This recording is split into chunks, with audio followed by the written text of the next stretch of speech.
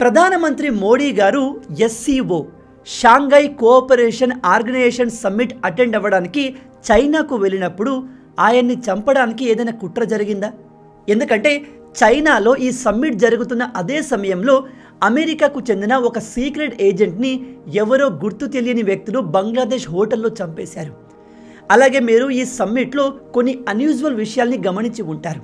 ఒకటి, మన మోడీ గారు ప్రోటోకాల్ని వైలేట్ చేసి పుతిన్ కార్లో కూర్చోవడం. వీళ్ళిద్దరూ మీడియాకి ఇతర ఏ పర్సన్కి కాంటాక్ట్లో లేకుండా కార్లో దాదాపు 40 నిమిషాల పాటు సీక్రెట్ మీటింగ్ చేయడం. రెండు మోస్ట్ పవర్ఫుల్ పెద్ద దేశాల లీడర్లు ఇలా ప్రోటోకాల్ని వైలేట్ చేసి కలవడం అరుదుగా జరుగుతుంది. ఎస్పెషల్లీ మోడీ గారు రూల్స్ అండ్ ప్రోటోకాల్స్ని ఎప్పుడు వైలేట్ చేయరు.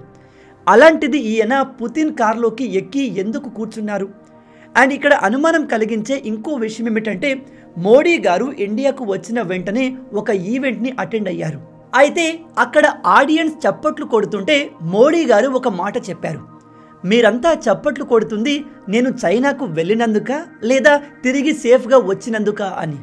ఒకసారి ఆ వీడియో క్లిప్ని మీరు కూడా చూడండి. कल रात ही मैं जापान और चीन की यात्रा करके वापस लौटा हूं।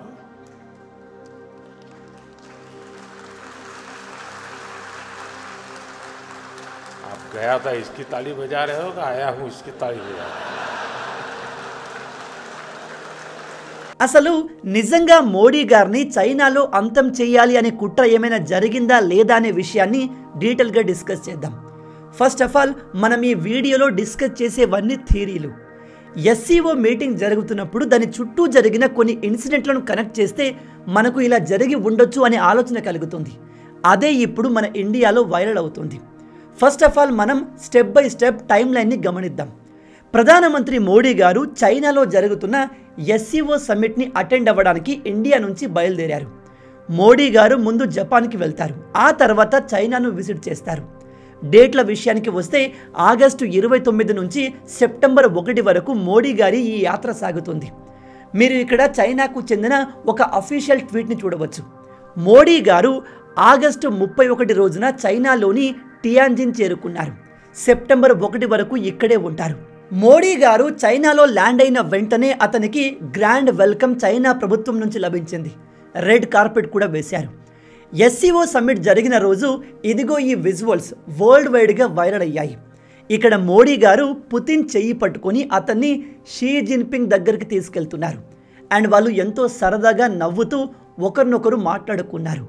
అయితే ఇక్కడ వాళ్ళు ఏం మాట్లాడారు, దేని గురించి డిస్కస్ చేశారు అనే విషయం బయటకు రాలేదు. ఈ విజువల్ చూసి అమెరికాకు కాలిపోయింది.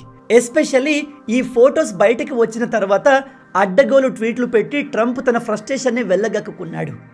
ఇక్కడ మోడీ గారు పుతిన్ చెయ్యి పట్టుకొని ముందుకు తీసుకెళ్తున్నప్పుడు వెనకాల ఒక పర్సన్ని గమనించండి. ఇతను వీళ్ళ వెనకాల పరిగెడుతున్నాడు. ఇతను ఒక ట్రాన్స్లేటర్. మోడీ గారు ఏం మాట్లాడినా ఇతను పుతిన్కి తెలియజేస్తాడు. పుతిన్ మాట్లాడిన విషయాలు మోడీ గారికి చెప్తాడు. ఈ సమ్మిట్ జరిగిన రోజు వైరల్ అయిన ఇంకో పోస్ట్ ఏమిటంటే ఇదిగో ఈ ఫోటో. ఇందులో మోడీ గారు అండ్ పుతిన్ ఇద్దరు కలిసి ఒకే కార్లో కూర్చున్నారు. ఇది పుతిన్ యొక్క స్పెషల్ కార్. అయితే మోడీ గారు అండ్ పుతిన్ ఇద్దరు కలిసి ఒకే కార్లో కూర్చుంటారు. ఒకే కార్లో ట్రావెల్ చేస్తూ ఎస్సీఓ సమ్మిట్ జరిగే ప్రాంతానికి వెళ్తారు అనేది ముందుగా ప్లాన్ చేసింది కాదు. ఇదంతా సడన్గా అన్ప్లాన్డ్గా జరిగింది. ఈ ఫోటో బయటకు వచ్చినప్పుడు వీళ్ళిద్దరి మధ్య ఫ్రెండ్షిప్ చాలా ఎక్కువ, ఒకరంటే ఒకరికి నమ్మకం కూడా ఎక్కువ. అందుకే వీళ్ళు ఏమాత్రం భయం లేకుండా ప్రోటోకాల్ని బ్రేక్ చేసి ఒకే కార్లో కలిశారు అని అందరూ పొగిడారు. ఈ టాపిక్ పైన మనం కూడా ఒక డీటెయిల్ వీడియో చేశాము. దాని లింక్ కింద డిస్క్రిప్షన్లో ఇస్తాను, మీకు టైం ఉంటే వెళ్ళి చూడండి, చాలా ఇన్ఫర్మేటివ్గా ఉంటుంది. కానీ ఇప్పుడు మనం ఈ ఫొటోస్ వీడియోస్ని క్లియర్గా గమనిస్తే కేవలం వీళ్ళిద్దరి మధ్య ఫ్రెండ్షిప్పే కాదు, బిహైండ్లో ఏదో జరుగుతుంది అనే అనుమానం ఖచ్చితంగా కలుగుతుంది. నేను మీకు ఇందాక చెప్పాను, పుతిన్ గారు అండ్ మోడీ గారు షీ జిన్పింగ్ దగ్గరికి వెళ్తున్నప్పుడు వీళ్ళ వెనకాల ఒక పర్సన్ ఉన్నాడు. అతనే ట్రాన్స్లేటర్. మోడీ గారు రష్యన్ మాట్లాడలేరు అండ్ పుతిన్ హిందీ మాట్లాడలేరు అండ్ వీళ్ళిద్దరూ ఇంగ్లీష్ని మాట్లాడరు, ఎందుకంటే వాళ్ళకి అది అవసరం లేదు. అందుకే వీళ్ళిద్దరి మాటల్ని ఒకరినొకరు అర్థం చేసుకోవడానికి వీళ్లకు ఒక ట్రాన్స్లేటర్ అవసరం. కానీ మోడీ గారు అండ్ పుతిన్ ఒకే కారులో కూర్చున్నప్పుడు వీళ్ళ మధ్య దాదాపు 40 నిమిషాల మీటింగ్ జరిగింది. ఆ మీటింగ్లో ఎటువంటి ట్రాన్స్లేటర్ లేడు. మరి వీళ్ళ మధ్య నిజంగా మీటింగే జరిగిందా, లేదా మోడీ గారు పుతిన్ కారు ఎక్కడానికి వేరే ఏదైనా రీజన్ ఉందా? ఇక్కడ ఇంకో ఇంపార్టెంట్ విషయం ఏమిటంటే, SCO సమ్మిట్ జరిగే రోజు పుతిన్ తన సెక్యూరిటీ మొత్తాన్ని అండ్ తన మోస్ట్ సెక్యూర్డ్ కార్ని మోడీ గారు ఉన్న హోటల్కి తీసుకువచ్చి మోడీ గారి కోసం కింద దాదాపు 10 నిమిషాల పాటు వెయిట్ చేశారు. ప్రపంచంలో one of the most powerful country leader అయిన పుతిన్ మోడీ గారి కోసం తన సెక్యూరిటీ మొత్తాన్ని తీసుకొని ఆయన ఉన్న హోటల్ కింద 10 నిమిషాల పాటు వెయిట్ చేయడం అనేది చాలా పెద్ద విషయం. మీరు అనుకోవచ్చు 10 నిమిషాలే కదా భయ్యా వెయిట్ చేసింది అని. కానీ ఒక పెద్ద లీడర్ యొక్క షెడ్యూల్ అన్ని విధాలా ఫిక్స్ అయి ఉంటుంది. ఎక్కడ ఎటువంటి మార్పు ఉండదు. వాళ్ళు తమ ప్రోటోకాల్ని బ్రేక్ చేస్తే వాళ్ళ ప్రాణాలకే ప్రమాదం. అయినా కూడా వాళ్ళు ప్రోటోకాల్ని బ్రేక్ చేస్తున్నారు అంటే దాని వెనకాల ఒక బలమైన కారణం ఉంటుంది. అలాగే మన మోడీ గారి ప్లాన్స్ కూడా అన్ని ఫిక్స్డ్గా ఉన్నాయి. అండ్ మోడీ గారు మన సెక్యూరిటీ పర్సనల్స్ చెప్పే ఏ విషయాన్ని, ఏ ప్రోటోకాల్ని బ్రేక్ చేయరు. కానీ పుతిన్ కోసం ఆయన డైరెక్ట్గా హోటల్ కిందకి వచ్చి పుతిన్ కార్ ఎక్కి అందులో కూర్చుంటారు. ఒకసారి ఈ వీడియో చూడండి. ఇక్కడ ఒక మీడియా పర్సన్ ఉన్నాడు. ఇతను రష్యాకు చెందినవాడు. మోడీ గారు బయటకు వస్తున్నారు అని చూపిస్తున్నాడు. కానీ సడన్గా మోడీ గారు పుతిన్ కార్ ఎక్కడంతో ఈయన కూడా సర్ప్రైజ్ అయ్యాడు. ఎందుకంటే ఇది ప్లాన్ చేసింది కాదు. ఇవన్నీ సెప్టెంబర్ 1న జరిగిన విషయాలు. మోడీ గారు ఈ సమ్మిట్ని కంప్లీట్ చేసుకొని ఇండియాకు వచ్చేశారు. వచ్చిన వెంటనే మన ఇండియాలో కండక్ట్ చేసిన సెమీకాన్ ఇండియా అనే ప్రోగ్రాంకి అటెండ్ అయ్యారు. నేను మీకు మొదట్లో చూపించిన వీడియో క్లిప్ ఇక్కడిది. ఇక్కడే మోడీ గారు, మీరు నేను వెళ్ళినందుకు క్లాప్స్ కొడుతున్నారా లేదా సేఫ్గా వచ్చినందుకు క్లాప్స్ కొడుతున్నారా అని అడిగారు. జనరల్గా ప్రధానమంత్రి మోడీ గారు చాలా ఈవెంట్స్ అటెండ్ అవుతూ ఉంటారు. కానీ ఎక్కడ కూడా ఈయన ఈ విధమైన విచిత్రమైన స్టేట్మెంట్ ఇవ్వలేదు.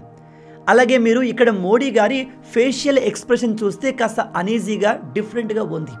అందుకే చాలామంది మోడీ గారు కావాలని ఇలా మాట్లాడారా, ఈయన ఇక్కడ ఏమైనా చెప్పే ప్రయత్నం చేశారా, లేదా అక్కడ పరిస్థితులకు అనుగుణంగా చమత్కారంగా మాట్లాడారా అనేది మీడియాకి, ప్రజలకి ఇప్పుడు అంతు చిక్కని ఒక ప్రశ్నగా మారింది. ఇదంతా ఒక సైడ్ జరుగుతుంటే ఇంకో సైడు మోడీ గారికి అగెన్స్ట్గా కుట్ర జరుగుతున్నట్టుగా అనిపించే కొన్ని ఇన్సిడెంట్స్ ఉన్నాయి.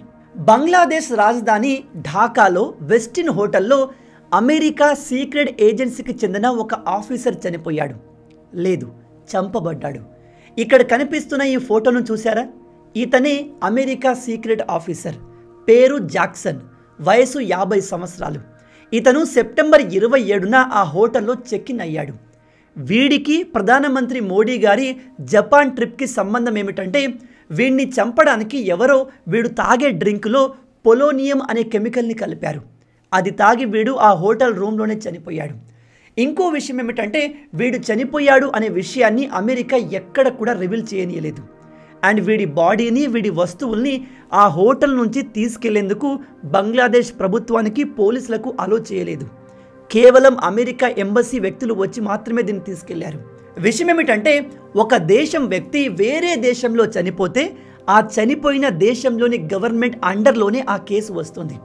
కానీ అమెరికా బంగ్లాదేశ్ ప్రభుత్వాన్ని బెదిరించింది, ఈ కేసుని టేక్ ఓవర్ చేయకూడదు, ఆ బాడీని కూడా పోలీసులు, ఇతర అఫీషియల్స్ ఎవరు ముట్టుకోకూడదు అని బెదిరించింది. ఆ తర్వాత అమెరికన్ ఎంబసీ వాళ్ళు, అంటే అమెరికా అఫీషియల్స్ అండ్ డాక్టర్స్ వచ్చే వీడి బాడీని, వీడి వస్తువుల్ని కలెక్ట్ చేసి తీసుకెళ్ళిపోయారు. ఒక వ్యక్తి ఆ దేశ ఎంబసీలో చనిపోతే మాత్రమే ఆ దేశం ఇలా చేయగలుగుతుంది. ఎంబసీ బయట చనిపోతే ఈ కేసు మొత్తాన్ని నిజానికి డీల్ చేయాల్సింది బంగ్లాదేశ్. కానీ బంగ్లాదేశ్ నోరు మూసుకొని కూర్చుంది. అండ్ ఈ న్యూస్ ఎక్కడ కూడా బయట పబ్లిక్గా రాలేదు. రాకుండా అమెరికా జాగ్రత్త పడింది. నిజానికి అమెరికాకు చెందిన ఒక సిటిజన్ బయట దేశంలో చనిపోతే వీళ్ళు నానా హంగామా చేస్తారు. ఆ దేశాన్ని అకౌంటబిలిటీ తీసుకునేలాగా ప్రెజర్ చేస్తారు. కానీ ఇక్కడ అమెరికా సాధారణ సిటిజన్ కాదు, డైరెక్ట్గా సీక్రెట్ సర్వీస్ ఏజెంట్ చనిపోయినా కూడా అమెరికా ఏమాత్రం మాట్లాడకుండా ఈ మొత్తం ఇన్సిడెంట్ని దాచిపెట్టింది. అంటే ఖచ్చితంగా దీని వెనుక ఏదో పెద్ద కుట్ర ఉంది. ఈ విషయం ఇప్పుడు బయటకు రావడంతో ప్రజలు మోడీ గారి చైనా యాత్రను ఈ ఇన్సిడెంట్ని కనెక్ట్ చేసి కాన్స్పిరసీ థియరీస్ని క్రియేట్ చేస్తున్నారు. అవి నిజమా కాదా అనేది మనకు తెలియదు. ఎందుకంటే మోడీ గారిపై జరిగిన అసాసినేషన్ ప్లాన్ మొత్తం ఫెయిల్ అయింది కాబట్టి మనం ఇప్పుడు దీన్ని థియరీ అని చెప్తున్నాము. కానీ వీళ్ళు ఈ ప్లాన్లో సక్సెస్ అయి ఉంటే మనం దీన్ని ఒక డాక్యుమెంటరీగా మాట్లాడుకునే వాళ్ళం. దేవుడి దయ వల్ల మోడీ గారికి ఏమీ కాలేదు. ఏదైనా అయి ఉంటే ప్రజెంట్ మన దేశ పరిస్థితి ఎంత దారుణంగా ఉండేదో ఒకసారి ఇమాజిన్ చేయండి. మన దేశాన్ని ఎలాగైనా సర్వనాశనం చేద్దామని కొన్ని బయట దేశ శక్తులు, అలాగే మన దేశంలో ఉన్న కొంతమంది లీడర్లు కూడా ట్రై చేస్తున్నారు. వీళ్ళంతా మోడీ గారికి ఏదైనా అయి ఉంటే మన దేశాన్ని పీక్కు తినేవారు. ఇక వీడికి మోడీ గారి యాత్రకు సంబంధం ఏమిటంటే, కొన్ని థియరీస్ ప్రకారం వీడు ఆగస్టు 27 నుంచి సెప్టెంబర్ 1 వరకు ఈ హోటల్లో ఉండాలి. 29వ తేదీన మోడీ గారు చైనాలో ల్యాండ్ అయిన అదే రోజు ఆ టైంలో వీని హోటల్లో ఎవరో లేపేశారు. వీన్ని బంగ్లాదేశ్కి ఎవరు పంపారు అంటే అమెరికాకు చెందిన డీప్ స్టేట్ పంపింది. వీని మిషన్ ఏమిటంటే వీడే స్వయంగా చైనాకు వెళ్ళి లేదా వీడికి చెందిన కొంతమంది మనుషుల్ని చైనాకు పంపి మోడీ గారిని ఎలిమినేట్ చేయాలి. మరి దానికోసం వీడు బంగ్లాదేశ్కి ఎందుకు వచ్చాడు అంటే, బంగ్లాదేశ్ అమెరికా చెప్పు చేతల్లో ఉండే ఒక కంట్రీ. ఇక్కడ నుంచి వీళ్ళు ఏం చేసినా ఎటువంటి ప్రాబ్లం రాదు అనేది అమెరికా ఆలోచన. ఇప్పుడు మీకు డౌట్ రావచ్చు, అమెరికా డీప్ స్టేట్ మోడీ గారిని ఎలిమినేట్ చేయాల్సిన అవసరం ఏమొచ్చింది అని. కొంతమంది ఎక్స్పర్ట్స్ ప్రకారం Modi garu China leader Xi Jinping and పుతిన్ని ఒకేసారి కలవడం అమెరికాకు ఇష్టం లేదు. ఇండియా, రష్యా అండ్ చైనా ఈ 3 దేశాలు కలిసి పనిచేయడం అనేది అమెరికాకు అతిపెద్ద సమస్య. ఎందుకంటే ఈ 3 దేశాలు కలిస్తే ప్రపంచంపై అమెరికాకు ఉన్న డామినెన్స్ పడిపోతుంది. అందుకనే ఈ 3 లీడర్లు ఎట్టి పరిస్థితుల్లో కలవకూడదు అని అమెరికా అనేక ప్లాన్లు చేసింది. కానీ వీళ్ళ ప్లాన్స్ అన్ని ఫెయిల్ అవడంతో చివరికి వీళ్ళు మోడీ గారిని టార్గెట్ చేశారు. ఆల్రెడీ పుతిన్ని అవకాశం వచ్చినప్పుడు లేపేద్దామని అమెరికా చూస్తుంది. కానీ పుతిన్ ఏమో తనకేమైనా అయితే నెక్స్ట్ 1-2 అవర్స్లోనే అమెరికా మొత్తం బూడిదవుతుంది. అలా అయ్యేలాగా మేము న్యూక్లియర్ వెపన్స్ని రెడీ పెట్టాము. పుతిన్కి ఏదైనా జరిగితే నెక్స్ట్ మినిట్ ఈ మిసైల్స్ అన్నీ యాక్టివేట్ అయి అమెరికాలోని అనేక నగరాలపైన పడతాయి. అందుకే అమెరికా ఇక్కడ పుతిన్ని టార్గెట్ చేయలేదు. షీ జిన్పింగ్ పైన కూడా అమెరికా సీక్రెట్ ఏజెన్సీ కన్ను ఉంది. కానీ చైనాలో ఆ దేశ లీడర్ని అంతం చేయడం అంత ఈజీ కాదు. అందుకే వీళ్ళు మోడీ గారిని టార్గెట్ చేసినట్టుగా తెలుస్తుంది. ఈ విషయాల గురించి మాట్లాడుతుంది కేవలం నేను ఒక్కడనే కాదు. మీరు ఇంటర్నెట్లో ఎస్పెషల్లీ ఎక్స్లో చూస్తే పెద్ద పెద్ద జర్నలిస్టులు, జియో పొలిటికల్ ఎక్స్పర్ట్స్ కూడా ఈ టాపిక్ని డిస్కస్ చేస్తున్నారు. ఇక ఈ జాక్సన్ గారిని బంగ్లాదేశ్లో చంపింది ఎవరు అనే విషయానికి వస్తే, కొంతమంది మన సీక్రెట్ రా ఏజెంట్లే రష్యా ఇచ్చిన ఇంటెలిజెన్స్తో వీన్ని ఎలిమినేట్ చేశారు అని చెప్తున్నారు. ఇంకొంతమంది బంగ్లాదేశ్లో ఉన్న రష్యా ఏజెంట్లే వీన్ని లేపేశారు అని చెప్తున్నారు. ఈ విషయంలో క్లారిటీ లేదు. అండ్ మోడీ గారు పుతిన్ కార్లో ఎందుకు కూర్చున్నారు అంటే, పుతిన్ మోడీ గారికి అగెన్స్ట్గా ఇలాంటి కుట్ర జరుగుతుంది అనే విషయాన్ని ఇన్ఫార్మ్ చేయడానికే మన ప్రధానమంత్రిని తన కార్లోకి ఇన్వైట్ చేశారు. అండ్ దాదాపు 40 నిమిషాల పాటు వీళ్ళ మధ్య ఇంపార్టెంట్ డిస్కషన్ జరిగాయి. మోడీ గారిని కాపాడడానికే పుతిన్ ఆయన్ని తన కార్లో తీసుకెళ్లారు అని కొంతమంది చెప్తున్నారు. ఈ విషయం తెలిసే మోడీ గారు కాస్త షాక్లోకి వెళ్ళిపోయారు. అందుకే ఆయన ఇండియాకు రాగానే ఒక మీటింగ్లో ఇలాంటి మాటలు మాట్లాడారు. మోడీ గారిని టార్గెట్ చేసే వాళ్ళు ఆయన శత్రువులు మన దేశంలో ఉన్నారు, బయట దేశాల్లో కూడా చాలామంది ఉన్నారు. ఎందుకంటే ప్రజెంట్ ఇండియా ఎదుగుతున్న తీరు చాలా దేశాలకు ఇష్టం లేదు. అలాంటప్పుడు ఇండియాను డిస్టర్బ్ చేయడానికి ఎస్పెషల్లీ అమెరికా డీప్ స్టేట్ చాలాసార్లు ట్రై చేసింది. బంగ్లాదేశ్, నేపాల్ లాంటి ప్రొటెస్టులు మన దేశంలో కూడా చేసే ప్రయత్నం చేశారు. మన దురదృష్టం ఏమిటంటే మన దేశంలో ఉన్న కొన్ని అపోజిషన్ పార్టీల వాళ్ళు కూడా వీళ్లకు సపోర్ట్ ఇచ్చి మన దేశంలో అల్లకల్లోలం క్రియేట్ చేయడానికి ట్రై చేశారు. కానీ మనది బంగ్లాదేశ్, నేపాల్ లాంటి చిన్న దేశం కాదు. అండ్ మన ప్రజలు వాళ్ళలాగా వెర్రోళ్ళు కాదు. నిజాలేంటి, ఏ లీడర్ ఎలాంటి వాడు, ఏ పార్టీ ఏం చేస్తుంది అనే విషయం మన జనాలకి బాగా తెలుసు. కొంతమంది యూట్యూబర్లు, జర్నలిస్టులు అన్ని అబద్ధాలు చెబుతూ ప్రజల్ని రెచ్చగొట్టే ప్రయత్నం చేసినా వాళ్ళ మాయలో పడే వాళ్ళకంటే నిజాలు తెలిసిన వాళ్ళు ఎక్కువ మంది ఉన్నారు. అందుకే అలాంటి చెంచా మీడియా, యూట్యూబర్లు ఎన్ని ప్రయత్నాలు చేసినా, ఎన్ని ప్రాపగండాలు చేసినా మన దేశంలో ఇలాంటి ప్రొటెస్టులు జరగలేదు, జరగవు కూడా. భారత్ని నేపాల్, బంగ్లాదేశ్ లాగా డిస్ట్రాయ్ చేయలేకపోయారు. ఇక వాళ్లకు మిగిలిన లాస్ట్ ఆప్షన్ మోడీ గారిని టార్గెట్ చేయడం. ఒక దేశాన్ని నాశనం చేయాలి అంటే వాళ్ళ లీడర్ని, ఆ దేశపు రాజుని ఎలిమినేట్ చేస్తే ఆటోమేటిక్గా ఆ దేశం నాశనం అవుతుంది. మోడీ గారికి ఏమైనా అయితే డౌట్ లేకుండా మన దేశాన్ని, మన దేశంలో ఉన్న కొంతమంది లీడర్లే పీక్కు తింటారు. అలాంటి చిల్లర చెత్త లీడర్లు ప్రజెంట్ మన దేశంలో ఉన్నారు. వాళ్ళు ఎవరు ఏంటి అనేది మీ అందరికీ తెలుసు. అందుకే మోడీ గారు ఈ విషయాలు తెలిసిన తర్వాత ఏ ఇంటర్నేషనల్ మీటింగ్కి, సమ్మిట్కి వెళ్ళట్లేదు. మొన్న ట్రంప్ ఈజిప్ట్లో పీస్ మీటింగ్ పెట్టారు.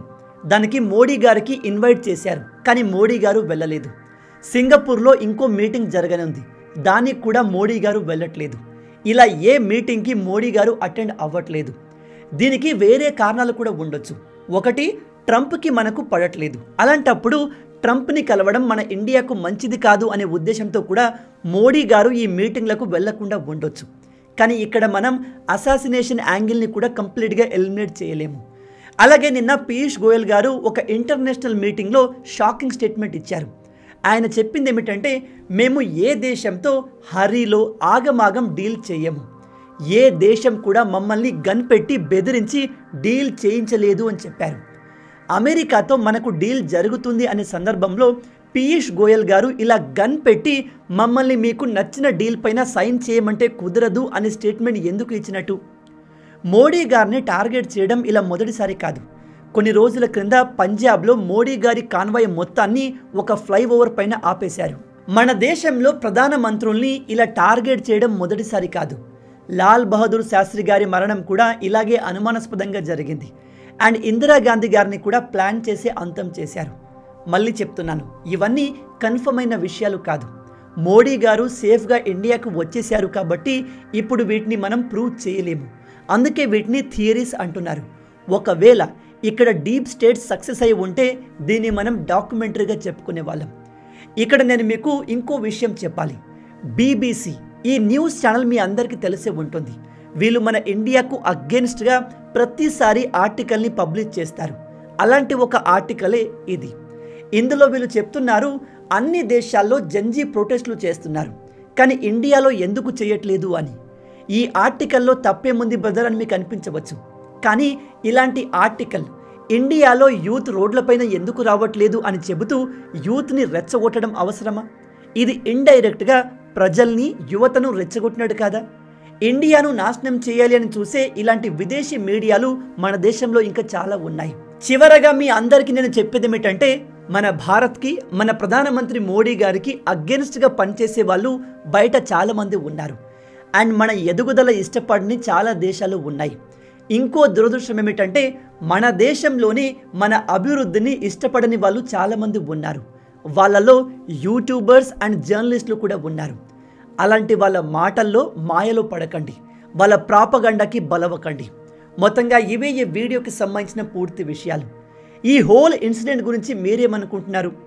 నిజంగా మోడీ గారిని అమెరికన్ డీప్ స్టేట్ టార్గెట్ చేసిందా? విదేశాల్లో అలాగే మన దేశంలో ఉంటూ మనకి అగెన్స్ట్గా పనిచేసే ఈ చీడ పురుగుల్ని తొలగించడానికి ప్రభుత్వం ఏం చేస్తే బాగుంటుంది? మీ ఆలోచనల్ని, ఐడియాస్ని కింద కామెంట్లో చెప్పండి. ఈ వీడియో మీకు నచ్చింది అనుకుంటున్నాను. మన తెలుగు యువతను ఎంత వీలైతే అంత దేశభక్తులుగా మార్చాలనే మిషన్తో పనిచేస్తున్నాము. మన ఛానల్ని సబ్స్క్రైబ్ చేసి ఆ మిషన్లో మీరు భాగమవ్వండి. రాబోయే వీడియోలో ఇంకో ఇంట్రెస్టింగ్ టాపిక్తో మళ్ళీ కలుద్దాం. అంటిల్ దెన్, జై హింద్ అండ్ జై భారత్.